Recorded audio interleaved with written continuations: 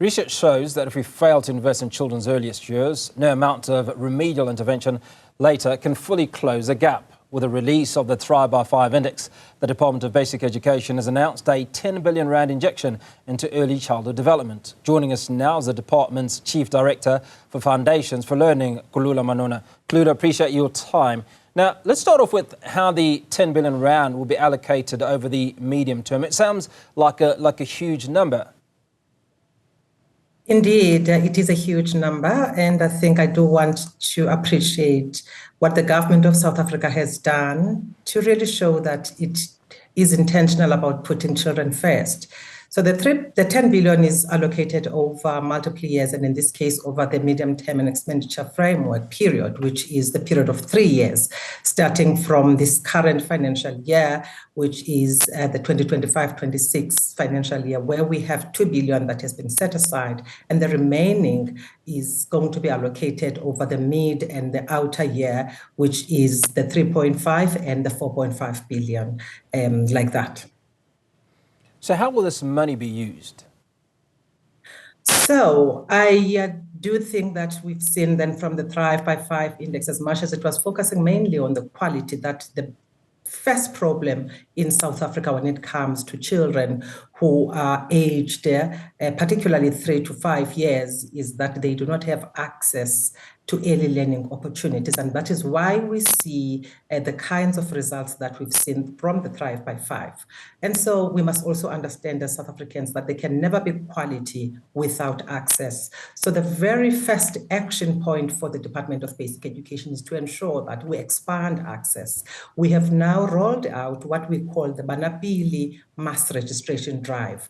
This registration drive intends to bring all of those early learning programs, some people call them ECD centers, to bring them into the registration net. Once they are registered, then they are able to access other services and other support services like access to funding, but we can't do that if we do not have them registered. So the first thing is to make sure that we register as many early learning programs as possible, and that once they are registered, then they can be eligible to apply for Subsidy, which is a grant that the Department of Basic Education provides to early learning program.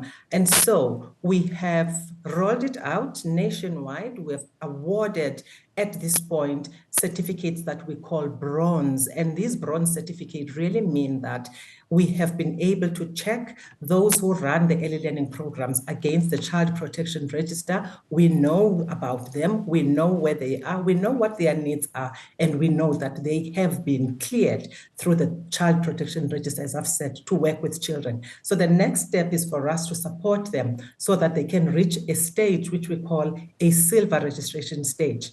It's that stage then that allows them to be able to apply for Subsidy when they are eligible for subsidization. So that is what we are intending to do with this 10 billion, and particularly starting with the 2 billion that we have for this current financial year. What is the expectation on the use of the subsidy? So the subsidy is funding at least 3 things. It is meant to subsidize a child, but because the child is in an organized space where there is somebody who's running that center or that early learning program, so that child must have access to nutrition, that child must have access to a practitioner who's going to be able to provide the learning and the playing opportunities, and that child must have access to other learning and teaching support materials. And so those are the 3 key things that subsidy provides. So the subsidy speaks to nutrition of the child, also speaks to a practitioner. A percentage goes to nutrition, a percentage goes to then also ensuring that the person who provides the opportunities for playing and for learning, who is in this case either a teacher or a practitioner, is supported, and also that the actual program itself or early learning program itself or ECD center itself has materials that are used for learning, for teaching, and for playing. So those are the 3 key things that we use for this subsidy. Kulula, I'd imagine that the number of ECD centers across South Africa are in the hundreds of thousands. How will the department ensure that every single one of these establishments, at least those that apply for a grant of some sort, is monitored and adheres to the expectations of the department? So we have, as the department, set out and laid down systems that ensure that we are able to do the monitoring. We have, at provincial and the district level, staff that are particularly provided to be able to do this. And those would be staff at district that would include social workers. What we've also done, with the help of the support from our partners in the private sector and civil society, we've been able to add to that capacity by placing 100,000 what we call social auxiliary workers across the 9 provinces. And those, that's the capacity that enables us to be able to do that monitoring. And we monitor against a framework of monitoring, and that framework allows us to be able to see whether these early learning programs are adhering to the norms and standards that are set out in the framework as well, and that when they are indeed subsidized, that they also have to make sure that they provide to us reporting along reporting timelines that are also agreed upon in the framework that allows us to do that monitoring. We also do on-site visits. This is part of the work that we do. And we at the National Department of Basic Education, we are chiefly involved once we've set down the norms and standards with ensuring that working with our provinces that and the districts, that monitoring exercise takes place across these early learning programs.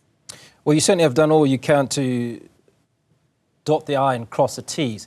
Now, how is government ensuring inclusivity, particularly when we talk about children with disabilities?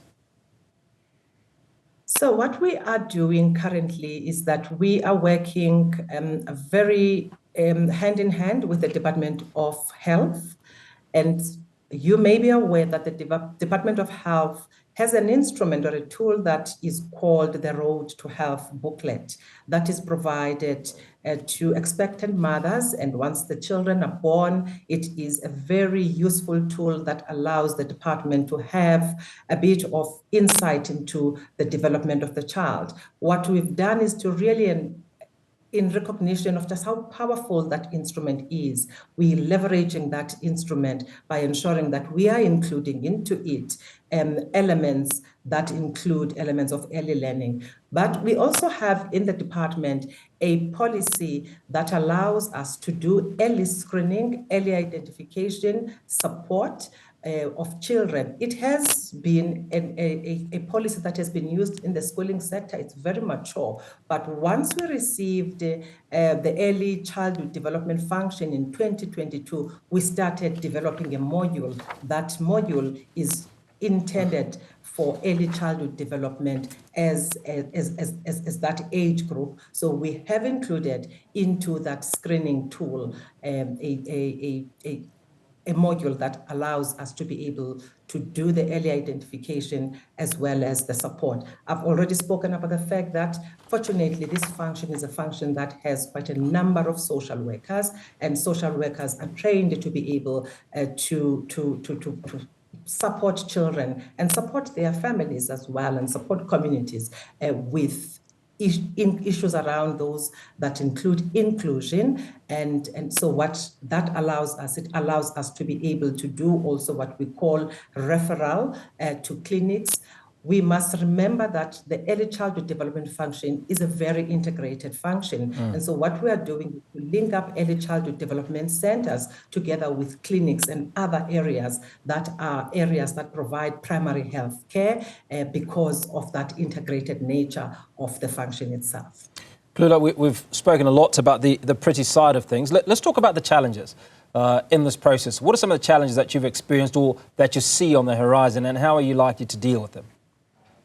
So the first challenge is the challenge of access. I've spoken about that everything hinges on that access. And it is speaking, and I think we've also seen from the Thrive by 5 index that there is a direct correlation between poverty and poor outcomes for children. So we've seen that those children who come from families where the family itself is a vulnerable family, is a marginalized family and marginalized communities, that those children are the children who tend not to attain their learning outcomes. And so what we are doing again with the 10 billion is that we've looked at just the amount that that 10 billion allows for the child per day. And that amount for a number of years now has been at 17 Rand a day. So with the 10 billion, we are able now to raise that amount to 24 Rand a day for the child. That is going to be very useful in ensuring that those children are able to get better nutrition, that they are going to be able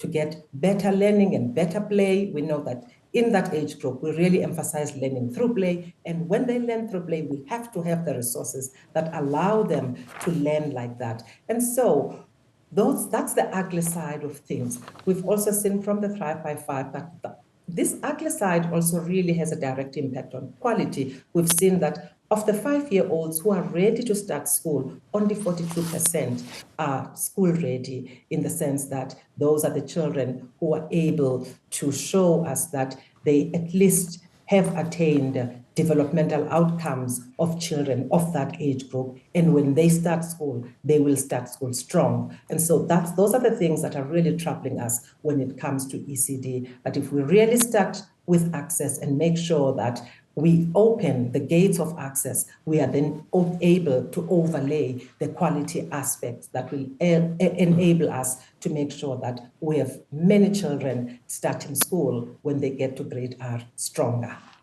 Kulula, the one thing that I haven't heard is the exact numbers of children that we're talking about in this ECD category. You've talked about a figure of 24 Rand per day per child. So how many children are we talking about?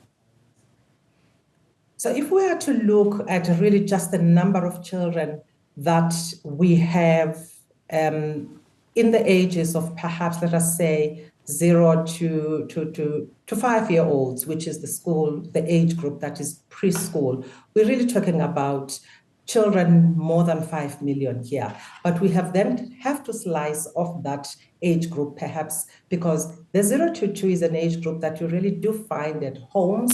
But even though they are at homes, they have to be supported with developmental opportunities and nutrition and learning that is appropriate for that age group. But the 3 to 5-year-old children are those children who should be in a form of a group setting or a form of an organized setting. Those are about 3 million children that we're talking about. And of those children, we have about 1 million of those who actually are not even accessing early learning programs. So again, to your previous question about what is the ugly side of things, the ugly side of things is that we have many children who do not even have access to early learning programs.